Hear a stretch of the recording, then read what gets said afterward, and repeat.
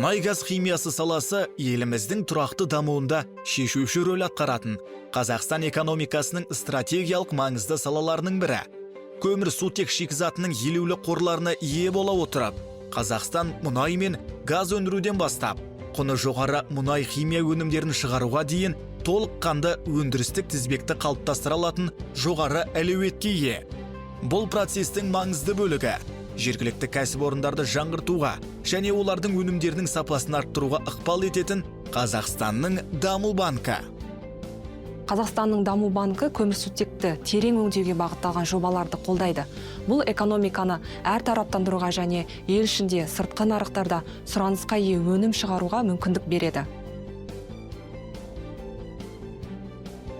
Банктың негізгі жобаларының қатарында Атырау, Павлодар және Шымкент қалаларындағы мұнай өңдеу зауыттарын жаңғырту жұмыстары бар. Бұл өзгерістер мұнай өңдеу тереңдігін арттырып, бензол мен параксилол секілді маңызды химиялық өнімдердің өндірісін жолға қоюға, сондай-ақ экологиялық тұрғыдан таза отын түрлеріне көшуге мүмкіндік берді. Сонымен қатар Шымкентте метил терт бутил эфирін шығаратын зауыттың іске қосылуы ішкі нарықтың октан көтергіш қоспаларға сұранысын толық өтеп, Қазақстанның экспорттық әлеуетін арттыруға жаңа мүмкіндіктер ашты. Қазақстанның даму банкі кредиттік қоржынындағы мұнай-газ химия саласының үлесі 30%-дан асады.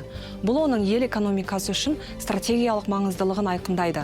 Аталған сала энергетика, көлік инфрақұрылымы және тау-кен өнеркәсібі сияқты бағыттармен қатар банктың қаржыландыру құрылымындағы жетекші орындардың бірі және өнімді одан әрі өңдеуді дамыту аясында басқа салаларға айтарлықтай мультипликативті әсер етеді.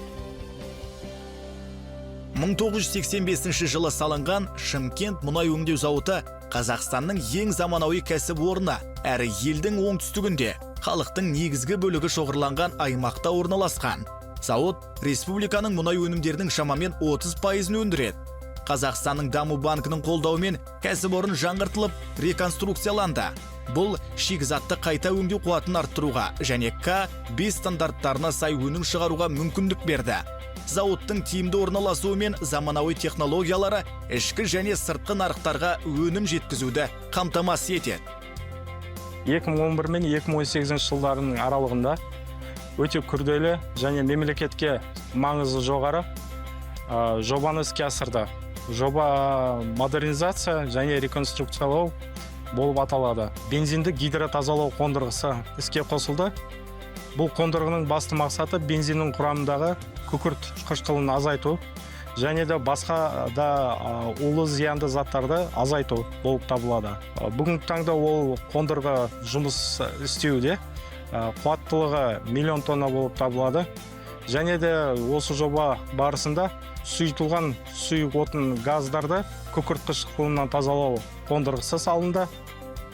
Алдағы жылдары даму банкі инновациялық және экологиялық таза технологияларды қаржыландыруды ұлғайту, жұмыс істеп тұрған кәсіпорындарды жаңғыртуды қолдау және экспортқа бағдарланған жобаларды ынталандыру міндеттерін алдына қояды.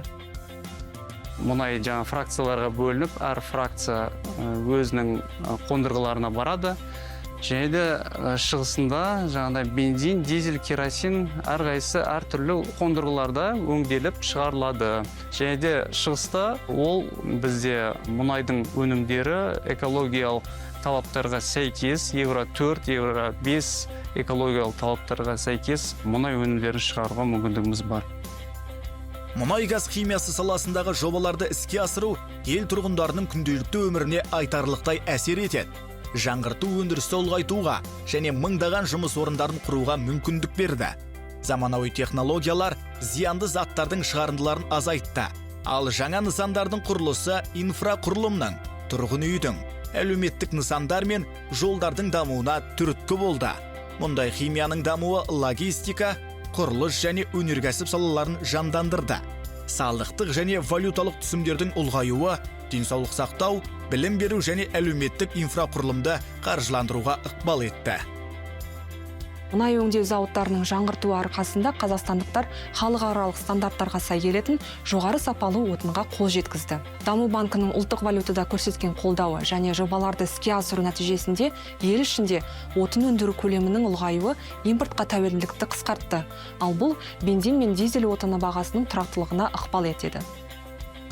Мұнай-газ химиясы саласы бұл Қазақстандағы экономикалық өсу мен өмір сүру сапасын жақсартудың драйвері. Стратегиялық жобаларды іске асыру елге энергетикалық тәуелсіздікті нығайтуға, жаңа жұмыс орындарын құруға және өндірістің экологиялық стандарттарын арттыруға мүмкіндік берді.